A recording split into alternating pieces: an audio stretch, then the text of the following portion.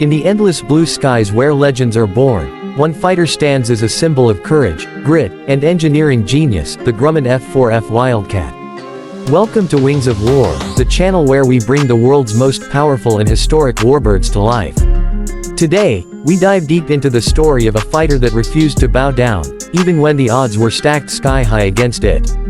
Get ready for an incredible journey through time. This is the real king of the sky, the Grumman F4F Wildcat. It was the early days of World War II, and the world was on fire. The skies over the Pacific were ruled by the agile Japanese Zero, a fighter that terrified its enemies with unmatched maneuverability and speed. The U.S. Navy needed a hero, a machine that could stand its ground, fight tooth and nail, and protect the fleet. That hero came in the form of the Grumman F4F Wildcat. Though not the fastest or the sleekest, this rugged little aircraft had one thing no enemy could match: toughness. The Wildcat could take a beating and still keep flying, bringing its pilot home every single time. The Wildcat's story begins with its builder, Grumman, a name that would go on to define American naval aviation. The F4F was designed in the late 1930s, originally as a biplane prototype. But Grumman quickly evolved the design into a monoplane fighter, and the result was something far greater than anyone expected. When the F4F entered service, it faced immediate comparisons with the Japanese Zero, and while the Zero could outturn it, the Wildcat could outlast it. It was a battle of endurance versus agility, strength versus speed. The F4F Wildcat wasn't built for beauty, it was built for survival. Its thick armor, self-sealing fuel tanks, and powerful .50 caliber Browning machine guns made it a deadly adversary. Pilots who flew the Wildcat knew they had a fighting chance even in the most impossible situations. And perhaps no story captures that better than the Battle of Midway, one of the most decisive battles in aviation history. At Midway, outnumbered American pilots took to the skies in their Wildcats against waves of Japanese Zeros. The Wildcats weren't as fast or nimble, but their pilots fought smart. They learned to use the Wildcat's strengths, diving to escape, climbing to surprise, and coordinating in pairs. This tactic, known as the thatch weave, became legendary. It allowed Wildcats to cover each other's blind spots and trap enemy fighters. What the Wildcat lacked in raw power, it made up for in teamwork and intelligence.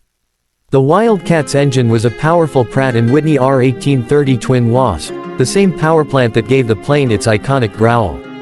This engine could push the F4F to speeds of around 330 miles per hour, not record-breaking, but more than enough for the kind of brutal dogfights it faced. The Wildcat's design also featured manually retractable landing gear. Yes, the pilot had to crank the wheels up by hand. It was old school and tough, just like the men who flew it. But what truly set the Wildcat apart wasn't its speed or its looks, it was its resilience. Pilots told stories of taking hits that would have downed any other aircraft, yet the Wildcat would still bring them home, riddled with bullet holes but alive. It became a symbol of hope and determination for the U.S. Navy, especially during the early dark days of the war when America's carriers were few, and every pilot mattered. By 1942, the F4F Wildcat was the main frontline fighter of the U.S. Navy and Marine Corps. It saw action in almost every major naval battle, Coral Sea, Midway, Guadalcanal, and earned respect from friend and foe alike. Japanese pilots learned the hard way that underestimating the Wildcat was a fatal mistake. It was said that the Wildcat might not have had the grace of a dancer, but it fought like a brawler, relentless, unyielding, and deadly up close. The cockpit of the F4F was simple but effective. The controls were manual, giving the pilot direct mechanical control over the aircraft. There were no computers or assists, just man and machine in perfect sync. Every climb, every dive, every roll, all done by raw strength and precision. This was flying in its purest form. As newer aircraft like the F6F Hellcat and F4U Corsair came into service, the Wildcat's frontline days began to fade. But even then, it refused to retire quietly.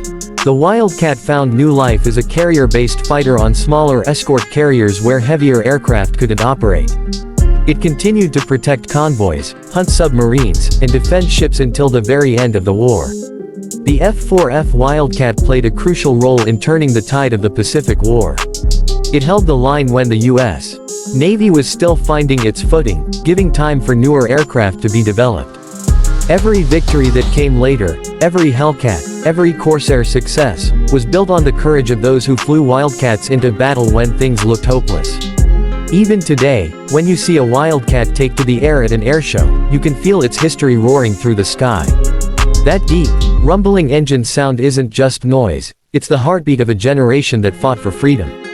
Its stubby wings and tough stance remind us that greatness isn't always about speed or shine, sometimes, it's about heart and endurance. The Grumman F4F Wildcat may have been replaced long ago, but its legacy lives on. It taught pilots how to fight smart, how to never give up, and how to use strategy over raw power. It proved that in the right hands, even a modest machine can become a legend. So, next time you see that small, rugged fighter gliding through the clouds, remember, this was the aircraft that faced impossible odds and came out on top. This was the fighter that held the line when the world needed heroes in the sky. And as the sun sets over the ocean, with the sound of the Wildcat's engine echoing through history, we salute the brave pilots and engineers who made it possible. This is Wings of War, where we honor the machines and the men who ruled the skies. If you felt the power of the Wildcat's story, don't forget to like, share, and subscribe, because we're just getting started. The next legend of the skies is waiting to take flight. The Grumman F4F Wildcat, the real king of the sky.